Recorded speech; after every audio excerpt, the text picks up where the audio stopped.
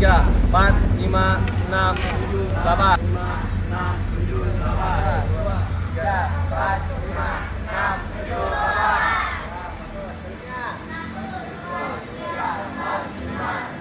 8.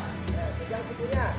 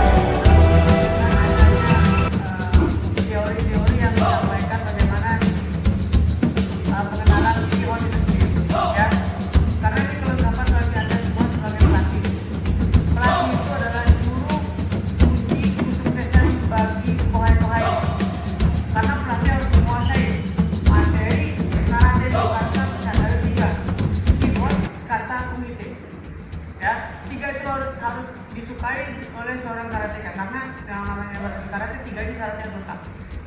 Dasar, kata, dan kunite. Kemudian setelah itu juga ya ada pengetahuan tentang bagaimana kompetisi.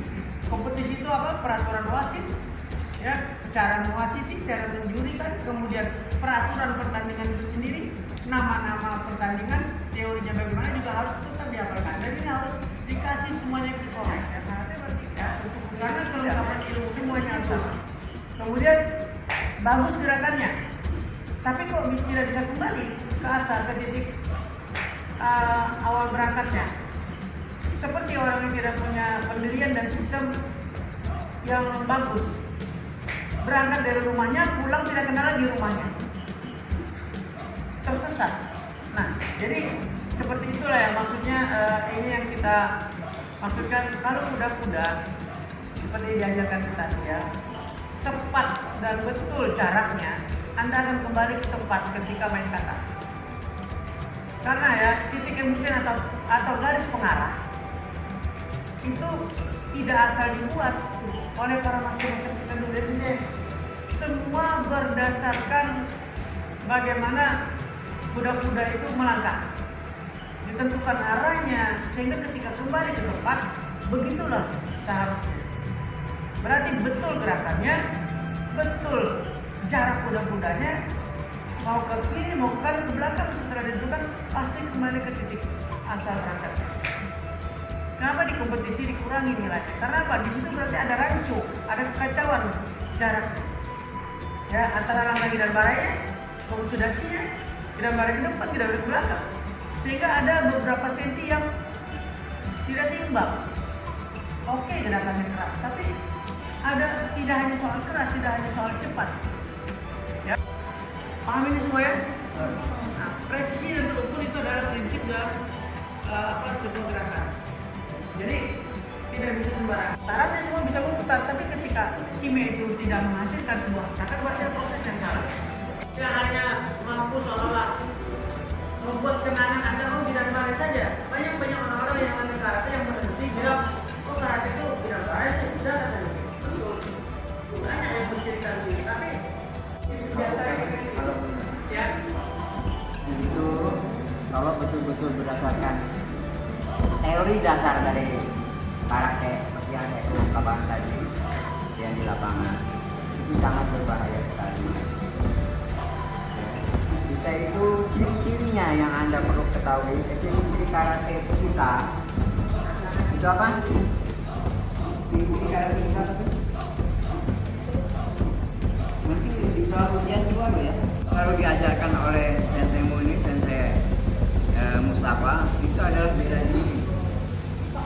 Karena kita pertama kali kita belajar karate dulu, waktu karate ini dikembangkan, itu adalah ilmu bela diri. Tapi terus berkembang dengan tuntutan zaman bahwa ini harus bisa dipertandingkan. Akhirnya untuk memberikan ciri khas karate dengan olahraga yang lain di sana, baik maupun di dunia, apakah itu namanya silat atau apa, tapi akhirnya mereka juga pada nyontok ke kita, terus terang ya silat, taekwondo kayak apa kayak itu nyontok kita. Itu yang namanya kime. Jadi yang pertama ciri kita itu adalah satu bela diri, yang kedua kime, yang ketiga akibat daripada ini ya 1 dan 2 itu pukulan maupun tendangan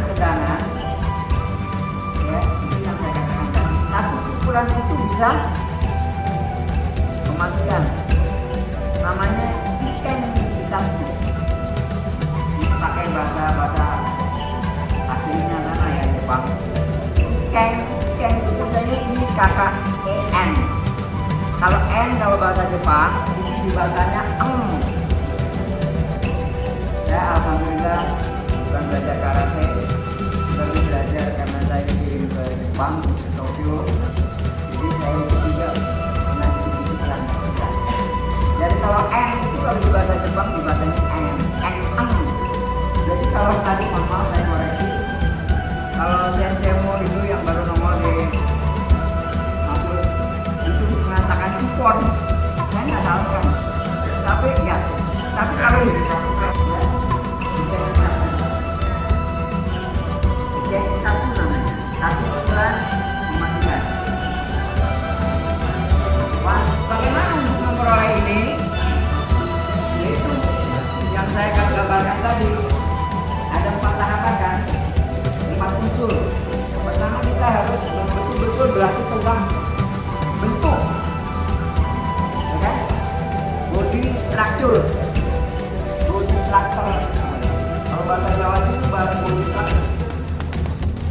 Hewan.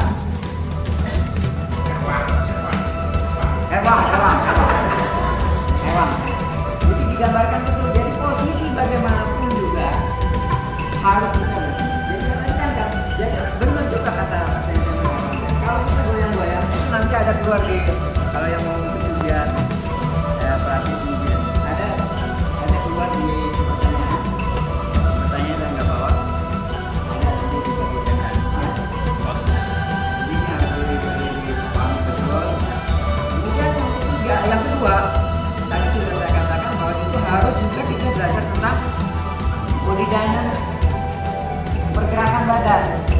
bagaimanapun badan bergerak itu tetap harus dalam bentuk yang benar, ya, struktur badannya benar, struktur itu menyangkut semuanya tubuh kita. Itu dynamic. Kemudian yang kedua, dari proses mereka itu juga, dari proses itu satu dan kedua bentuk dan dynamic body dynamic itu tadi itu akan menghasilkan power. Disinilah yang kita harus sudah pahami betul, power didapat dari mana, pergerakan badan. Berarti itu ada kineknya masuk, kineknya masuk, dia akan ada. Nah sekarang saya tanya, apa itu kinek? Ada yang tahu?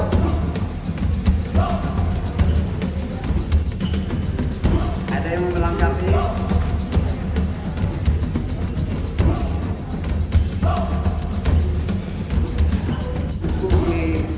Apalah yang penentu katanya Daya benturan.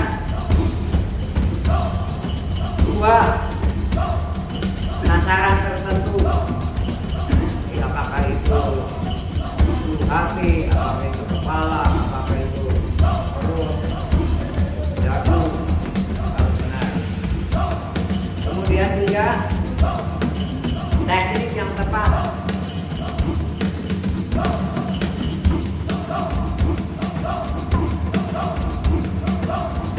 Empat, tenaga maksimal.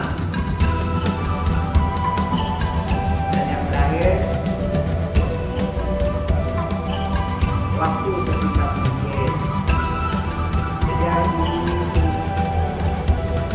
Jadi dari kita tadi belajar tentang bentuk badan benar, kemudian kita belajar tentang tahu tentang teorinya body dynamics akan menghasilkan power atau kinek. Tapi kinek ini didasarkan dengan betul-betul 5 tadi. Anda tadi sudah dijelaskan sama pelatih di lapangan oleh saya maupun oleh Herman.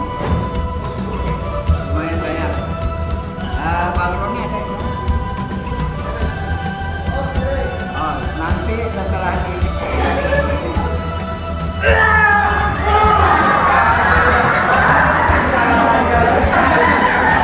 Pak, ini saya terpaksa buka baju.